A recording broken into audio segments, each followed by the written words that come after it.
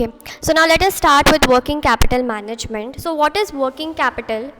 Okay, working capital, it involves managing the balance between firms' short-term assets and short-term liabilities. Okay, so managing the balance between your current assets and your current liabilities is nothing but working capital management. Now, the goal of working capital management is to ensure that the firm is able to continue its operations without any disturbance. It is able to continue its operations and it has sufficient cash flow to satisfy both the maturing short-term debt and upcoming operational expenses. Okay, so basically it ensures that the day-to-day operations of the organization are not hindered and there are sufficient funds available to ensure that the day-to-day operations are continued smoothly. The working capital has been described as the lifeblood of any business. So basically, working capital is the blood which keeps the business alive. Okay, there are uses of a funds. Okay, the uses of funds of a concern can be divided into two. There is short-term funds and there are long-term funds. Usually the long-term investments may be termed as fixed investments. Usually when you buy a asset, it is for long term, right? So in order to buy the assets, which funds you will use? You will use the long-term funds, isn't it? Because if you're taking a loan, say, from a bank, if you're taking it for a period of 1 year and you want to buy a fixed asset, you know that fixed assets are very expensive. So if you're taking a short-term loan for a fixed asset, it will become very difficult for you to pay back that loan. Whereas if you take a long-term loan for fixed assets, obviously you're going to use the assets for the next 30 years at least. If your company is operating, you will use the asset for 30 years. That asset is going to generate revenue and that revenue can be used in order to pay back your long-term loans, isn't it? So usually a major part of the long-term funds is invested in fixed assets, okay, to run the business operations. Then moving on to short-term assets. The short-term assets are also required. The term working capital is commonly used for capital required for day-to-day working in a business concern, such as purchasing of raw materials or for meeting day-to-day expenditure. So the short-term funds can be used for meeting the day-to-day operation requirement, that is nothing but the working capital. So that's why we have said that working capital is nothing but the balance between firms' short-term assets and short-term liabilities, which is nothing but current assets and current liabilities, because working capital deals with the short-term funds and not with the long-term funds. So there are different aspects of working capital management which makes it an important function of financial management. There is time, there is investment, there is creditability, and there is growth. So these are the different aspects which have an important function in financial management, or with respect to working capital management, they have a major role in deciding how much working capital management is required or how much working capital is required in an organization. Now moving ahead to the meaning and concept of working capital.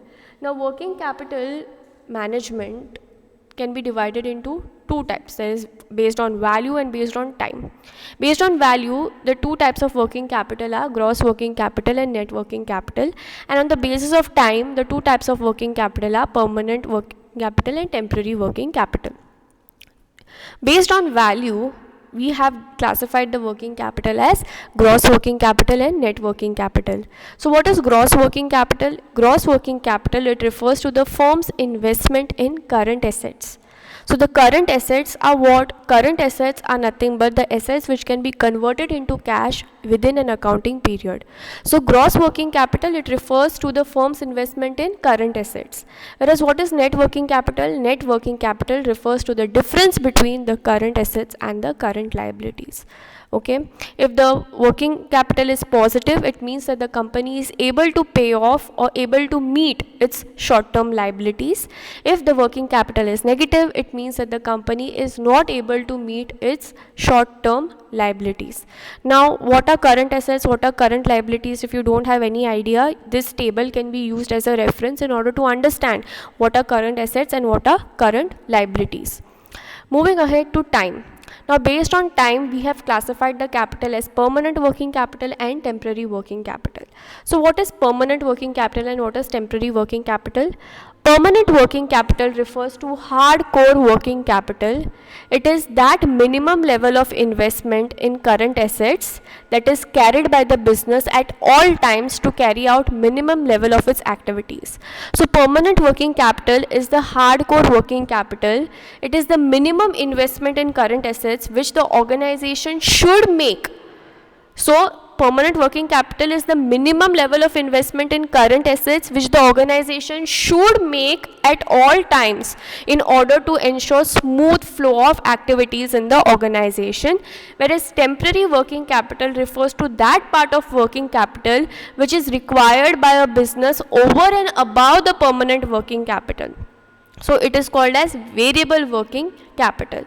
Since the volume of temporary working capital keeps on fluctuating from time and time based on the business activities, it may be financed from short-term sources.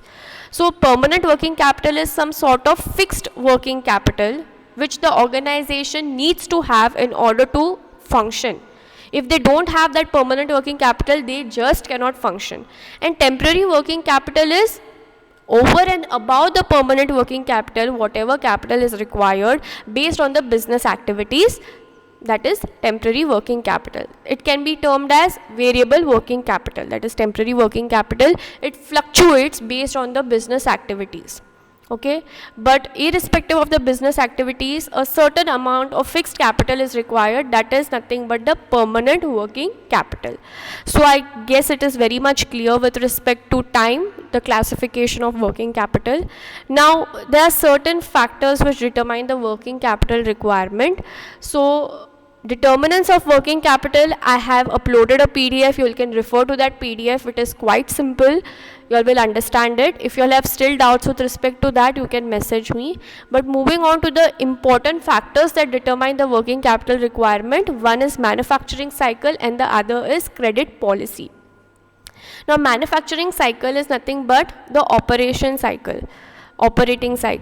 It is nothing but the time required to convert the raw materials into finished products. So I will show you all. Okay, so this is the working capital cycle. You are buying the raw material. The raw material you cannot directly sell. So you are going to process the raw material. So you can see over here certain period of time is taken to process that raw material where they are under work in progress. That is WIP. Once they are finished, then they will become the stock. So once they become finished goods, they will become stock, and that stock once sold in the market, if you have given credit, so if you are selling on credit, in that case you will receive the cash after a certain period of time. If you are selling it for cash, then you will directly receive the cash. So you can see this is a cycle. Once you buy the raw materials, you just cannot wait, right? You have to continuously buy the raw materials. You cannot say that, okay, I have sold the stock, now until and unless I receive the cash back from my receivables, I am not going to manufacture. You have to continue your manufacturing cycle. Even when the product is under work in progress, you have to continue your manufacturing, you have to continuously buy raw material. So this is the cycle.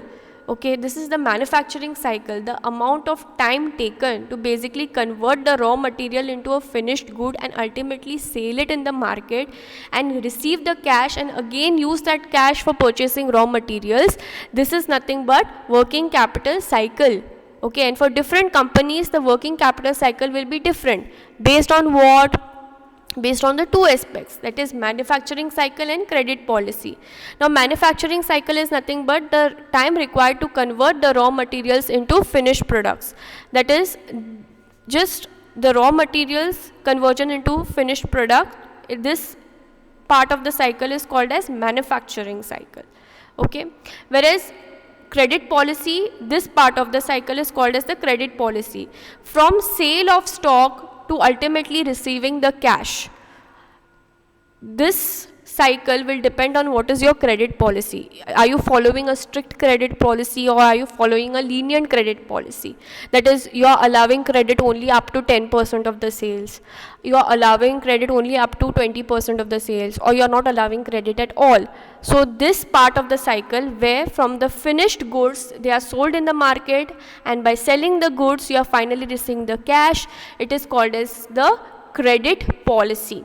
Okay, that is nothing but the credit period given to the customers. So that part of the cycle, that is this part of the cycle over here, this part of the cycle will depend on the leniency of your credit policy.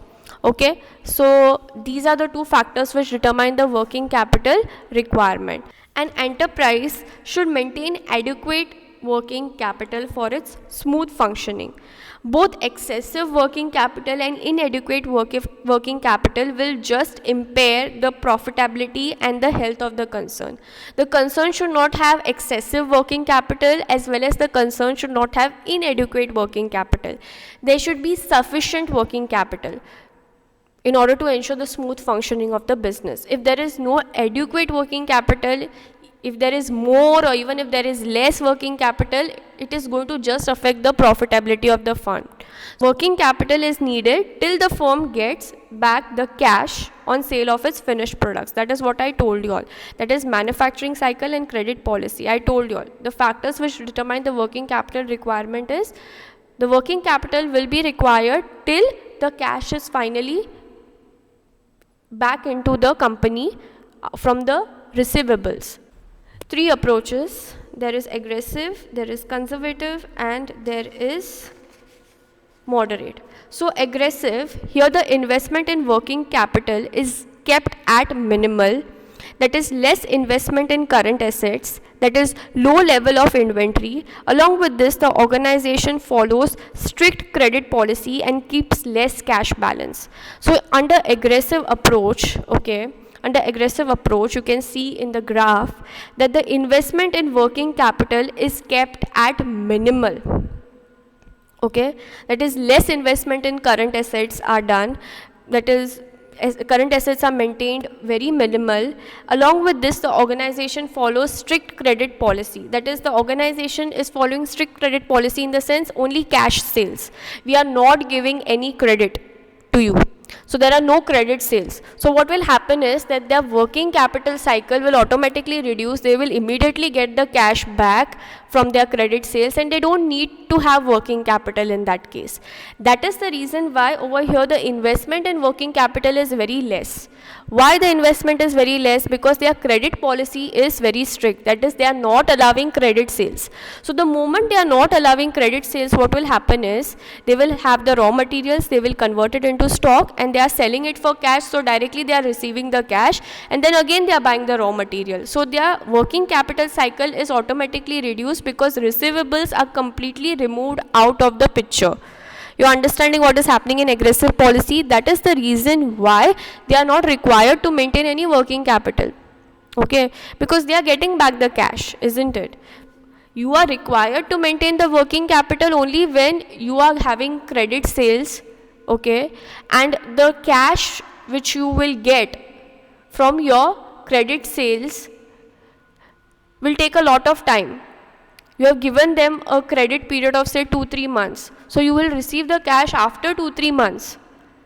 So for 2-3 months you cannot just shut your operations and say that okay fine, now I am not going to manufacture anything because I don't have cash for raw materials.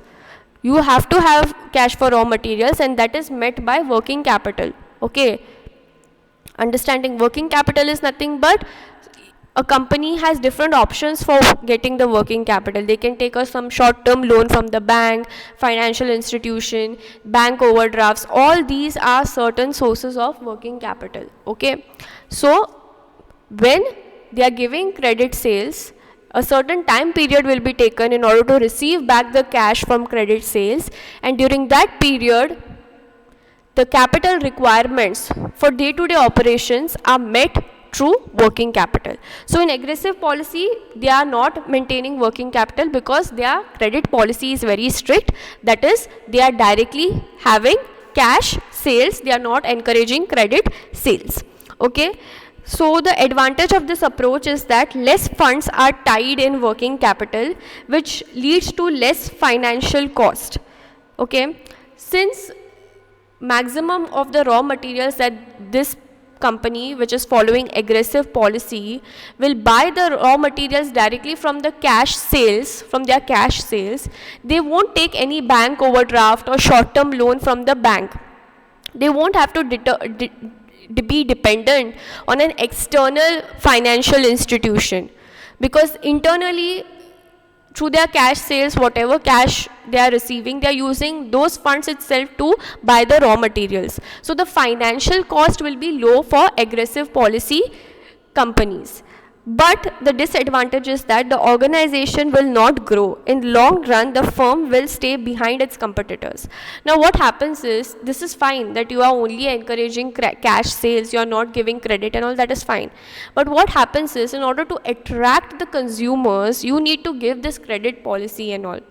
Now if there are some buyers of your product, if you tell them that you are given a credit period of 3 months, or you can pay the amount in installments, you don't have to pay the entire amount, in that case more consumers will come to you.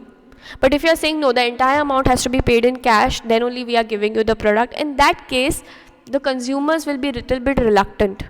Okay, because now see, if I want to buy a car, I cannot directly pay 6 lakhs, right?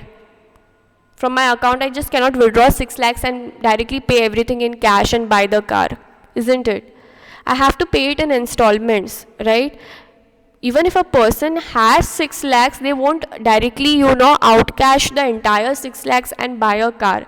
Because in that case, what is happening is basically, you are just giving out your funds rather than investing them. Like for example, see, if I buy a car, it is a dead investment. If I'm selling my car, even after 2 months from buying it, I won't receive, more than, now say, if I'm buying a car, say of 6 lakhs. After 2 months, if I want to sell my car, I won't get 10 lakhs, right, if I'm selling my car. So it's sort of a dead investment, like it's not going to grow. It's dead. Once you buy it, it's just going to get depreciated. So why am I supposed to pay 6 lakhs immediately? Rather than that, what I can do is, I'll say I'll pay 2 lakhs now. The remaining, whatever, like I had to pay, like 4 lakhs, like out of 6 lakhs, 2 lakhs I paid. So the remaining 4 lakhs, I can do a FD and I can keep, right, for 1 year, 2 years. I can do and I can keep, right. And every month from my salary, I can pay maybe 25, 50,000. I can pay like in installments. So that is how I will benefit, rather than paying directly outright 6 lakhs. It's useless. So that is the thing with respect to aggressive policy, that is the consumers are not willing to outpay directly, huge amount in cash. Obviously the sales are not going to be like 10,000, 20,000 ka sales, right? When you're selling this products, obviously you're a company, so when you're selling this products, obviously crores of rupees will be involved.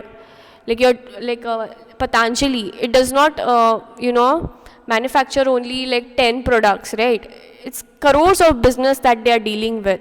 So when they are selling out the product, say Patanjali is selling the products to, say, a certain distributor, the distributor is not going to buy 20,000 rupees ka stock. He's going to buy crores of rupees ka stock, and that is how it is, isn't it? So if the distributor has to pay 2 crore directly, obviously he is not going to buy 2 crore worth of stock from the company, isn't it? So that is what aggressive policy's disadvantage is, that nobody is willing to pay direct amount cash. They need credit period. If you are giving them credit period, they will be willing to buy your products. So in that case, your competitors who are giving the credit period will benefit. Because if, say, Lay's company is not giving the credit period for its distributors, okay, whereas Bingo company is giving the credit, then most of the shops you will see Bingo chips, you won't find Lay's chips. That is because the credit period given by Bingo is more. So that is what I'm trying to say. Nobody is going to, just pay out cash outright, like, huge sum like that. You need to give credit period, and companies which are following aggressive policy will fall short over there. Coming to the next one, that is conservative policy. It is completely opposite of the aggressive policy. In this approach, the organization invests highly in current assets, that is high inventory levels and cash balances. The credit policy is very liberal. So over here, the organization who is following conservative policy is having very liberal credit policy, that is credit period is given out liberally, it's not strict, and high emphasis is placed on inventory level and working capital. So the advantage of this approach is that the sales volume will increase because there will be more demand for these products which are having liberal credit policy, and increased goodwill among the suppliers due to payment in short time. So basically what will happen over here with respect to conservative policy is that since they are giving liberal credit policy, there will be good relationship between the suppliers and the company. Okay. Also another thing is that there will be more demand for the products of the company, because since you are getting a liberal credit policy, more and more distributors will want to take your product because you are giving the credit policy that liberal. And over here the organization invests highly in current assets, that is high inventory levels and cash balances, whereas aggressive policy they were not doing that.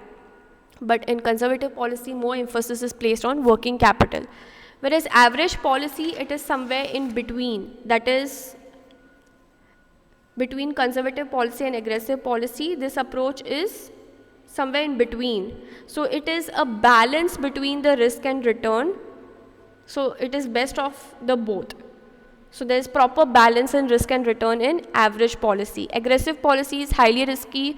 Aggressive policy is very less risk is involved.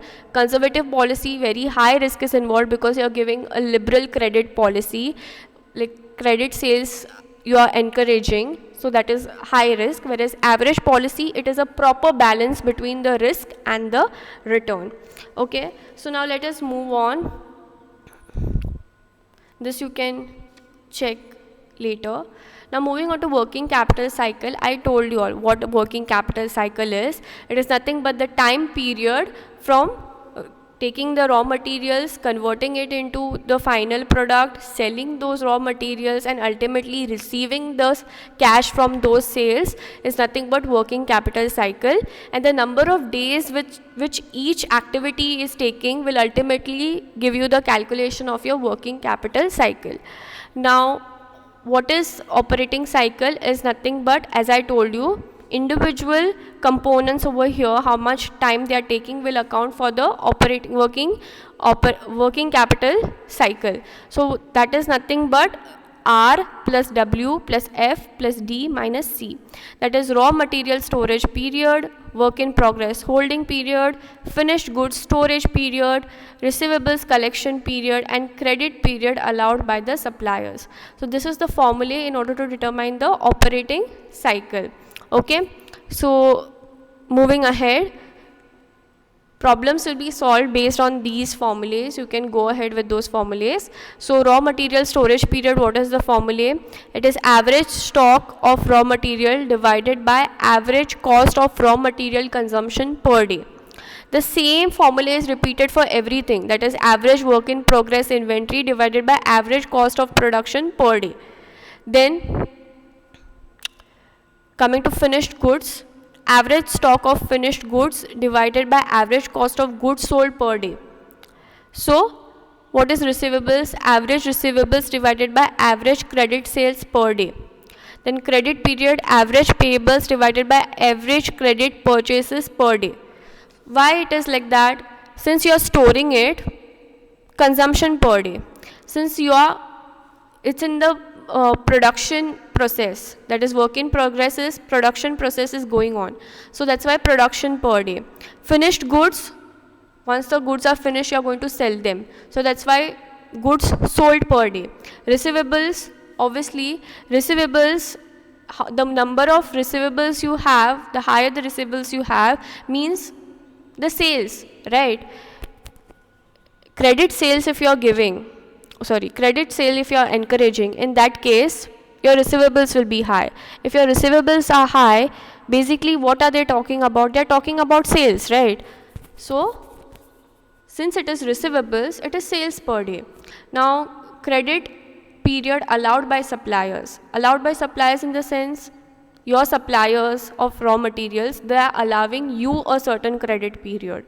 So what is that concerned with? It is concerned with you purchasing the raw material from those suppliers. That's why it is purchases per day. So I hope these formulas are understood. They are quite simple, nothing much complex. Okay, then moving on to estimation of amount of different components of current assets and current liabilities. There are list of formulas under this. I want you all to refer to page number 19 and 20 of working capital PDF, which I have uploaded on Google Classroom. Refer to these pages. You all will get the formulas. They are a little bit difficult, but try to understand and go through it. It's quite easy if you try to understand it. If you all have if you all have some doubts, I will be addressing them while solving the problems with respect to the formulas. Okay, but you all can refer to these pages. Moving on to the pro forma. This is the pro forma which you all will have to follow. That is current assets. Add all the current assets, you will get the gross working capital. As I told you, gross working capital is nothing but investment in current assets. So add the current assets, you will get the gross working capital.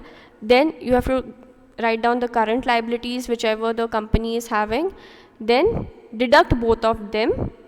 Okay, once you deduct both of them, you will get an amount. To that you will have to add a safety margin, which is will give you net working capital. Net working capital is nothing but current assets minus current liabilities, right?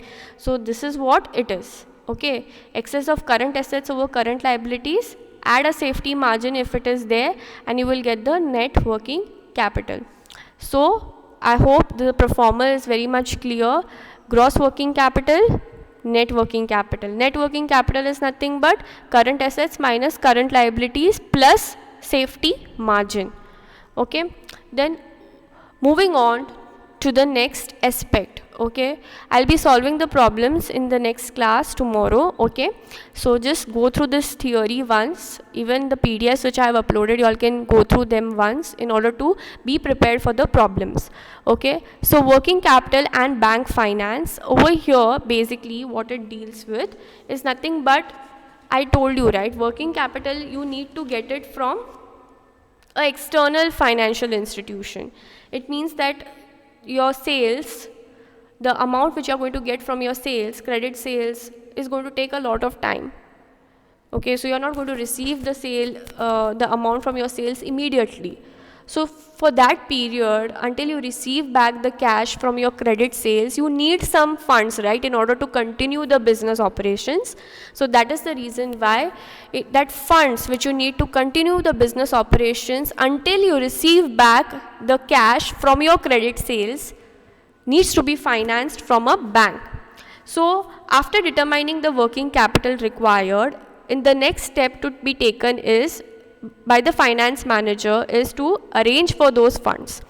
As discussed earlier, it is advisable that the finance manager classify the capital requirements as permanent and temporary. Okay, the permanent capital is always needed irrespective of the sale fluctuation, and hence it should be financed by long-term sources such as debt and equity. On the contrary, the temporary working capital can be financed from short-term finance, that is from the banks. You can take a bank overdraft, bank credit, something like that, short-term loans. So that is the classification. So permanent working capital, you will get it from equity and debt. But the short-term working capital, that is nothing but the temporary working capital, you need to get it financed from the bank. So what are the different sources over here? The working capital, they have said it can be classified into two categories. Working capital finance, it can be classified into two categories. There are spontaneous sources and there are negotiable sources. So what are these spontaneous sources? Spontaneous sources of finance are those which naturally arise in the course of operations. So they naturally arise in the course of operations, that is like trade credit from employees or credit from suppliers. So these are like the ones which naturally arise in the course of operations of the business. Whereas negotiated sources are those sources of finance which you need to negotiate. maybe with lenders, with commercial banks, with financial institutions. You need to negotiate with them that you want the loan for a certain period of time, and they don't arise naturally. Those are called as negotiated sources. So moving on to the next aspect, that is working capital finance from banks. Okay, so banks in India today, they constitute the major suppliers of working capital credit to any business activity. And there are two committees basically who specified the guidelines and parameters in working capital financing. Those committees are Tandon Committee and Chore Committee. So these are the two committees which actually set up the guidelines and parameters in working capital financing. But the Reserve Bank of India has withdrawn those specifications since 1997. Okay, so they are no longer in force, they are removed, but we need to take into consideration these specifications which they had mentioned for the purpose of solving some basic problems under this subunit. Okay, even though they are no longer in force, we have to follow them, because in 1997 here see they had been scrapped, but we are still using it for the purpose of solving problems, but in practicality they no longer exist. Okay, so recommendations of the committee were as follows: a proper fund discipline has to be observed by the borrowers. Okay, they should supply to the banker all the information regarding its operations well in advance. The banker must carry out realistic appraisal of these plans. So basically they are saying that a proper discipline has to be maintained by the borrowers, and they should supply all the required information regarding their operations to the bankers in advance. Okay, then the main function of the banker as a lender is to supplement the borrower's resources to carry on acceptable level of current assets. Okay, so the two implications is the current assets must be reasonable and based on the norms. A part of the fund requirement for carrying out current assets must be financed from long-term funds.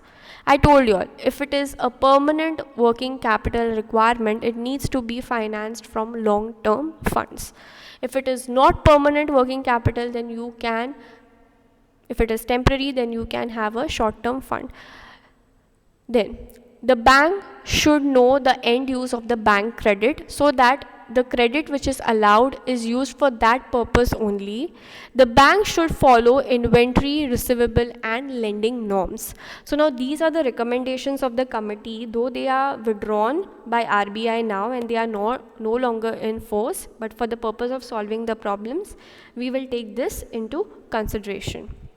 Okay, so the first method is, in order to calculate the maximum permissible bank finance with respect to working capital. So if a company is approaching a if a company is approaching a bank for working capital requirement, how much maximum permissible working capital can be given to that company by the bank. So maximum permissible bank finance, it can be determined using these methods. That is, these three methods are used in order to determine the permissible bank finance with respect to working capital. In the first method, you have to take the total assets which are required less the current liabilities. You will get something called as working capital gap. Now 25% from long-term sources you need to deduct. 25% from long-term sources, once you deduct, you will get the maximum permissible bank finance or the bank borrowings which a company can have. The second method is current assets required less 25% to be provided long-term funds, then less current liabilities, and then you will get the maximum permissible bank finance. Let me go to the method actually over here before moving on to the third method. The first method, how you will calculate the maximum permissible bank finance, you will take current assets less current liabilities and 75% of that. That will give you the maximum permissible bank finance. Don't get confused with the 25% and all over here. For the calculation purpose, you can do it this way. This is more simpler. Okay, the first method, current assets minus current liabilities, 75% of it, you will get the maximum permissible bank finance. In the second case, 75% of the current assets less current liabilities, you will get the maximum permissible bank finance. Okay, and in the third case, you have to take 75% of soft core current assets and then you have to less it with the current liabilities. So you can refer to this or you can refer to this, but this is more easy. Over here you will have to interpret 25% or to be provided term loan funds and all. Okay, rather than that, it's better you go with this, because we have discussed what is gross working capital, what is net working capital, and you all know working capital, net working capital is nothing but current assets minus current liabilities, and this will be much simpler for you all. So 75% of the net working capital, that is current assets less current liabilities, you will get the maximum permissible bank finance in the first case. In the second case, 75% of the current assets less current liabilities, you will get the maximum permissible bank finance. And in the third case, 75% of the soft core current assets less the current liabilities. This soft core assets, and what are this core assets in general. Okay, so what are core current assets is nothing but is the permanent component of current assets which are required throughout the year for the company to run continuously and to stay viable. So that is the component of current assets which is required by the company permanently in order to run throughout the year. The core assets was framed, the term the core assets was framed by the Tandon committee while explaining the amount of stock a company can hold in its current assets. Generally, such assets are financed by long-term funds. Core assets are nothing but the permanent capital requirements of a company. Okay, core assets, they are the assets which are required by the company throughout the year. Example, machinery, fixed assets, right? You cannot just sell out your machinery, right? Without the machinery, how are you going to carry on the operations? So those are the core assets which you cannot sell basically. And if an organization is selling those assets, in that case it means the organization is going to bankruptcy. That's the reason why they are selling those assets. Okay, so the assets which are core assets are usually not liquid, that is you cannot sell them. And if a company is selling them, it means that the company is going into bankruptcy. Whereas soft core assets are basically the core assets which are very much essential for the company to stay functioning. Okay, so I hope this is clear with respect to this. Moving on to the features of new credit system. Now that was the old credit system which we saw in Tandon committee, whereas the new credit system, the salient features of that is, for borrowers with requirement of up to 25 lakh credit limit will be computed after detailed discussion with the borrower without going into detailed evaluation. So up to 25 lakhs, if you need a working capital credit, you can take by discussing it directly with the borrower. You don't have to go into detailed evaluation. But for borrowers with a requirement of working capital more than 25 lakhs up to 5 crore, it will be offered up to 20% of the projected gross sales of the borrower. So if the working capital requirement is 25 lakhs and less, then you don't have to evaluate. You can directly discuss it with the borrower. The bank can directly discuss it with the borrower and issue the working capital. But if the borrower needs working capital for 25 lakhs and above up to 5 crore, in that case the bank can offer the working capital up to 20% of the projected gross sales. Okay. Then for borrowers not falling in the above categories, the cash budget system may be used to identify the working capital needs. Okay, so this is the new credit system. Now what are the core assets, what are not core assets? I told you all. What are the core assets? Core assets are nothing but the assets which are permanently required throughout the year to continuously run the business. Whereas non-core assets, they are not required throughout the year to continuously run the business. Example of core assets is raw material, work in progress, cash in hand and at bank. Whereas non-core current assets is bonds and options. So basically a company will not sell its core assets unless it is going under bankruptcy. Okay, so that is with respect to core assets versus non-core assets. Now we will be solving some basic problems. Okay, I expect you all to just go through the PDFs and the PPT as well to understand the theory, so that tomorrow we can solve the problems very easily. Okay, yeah.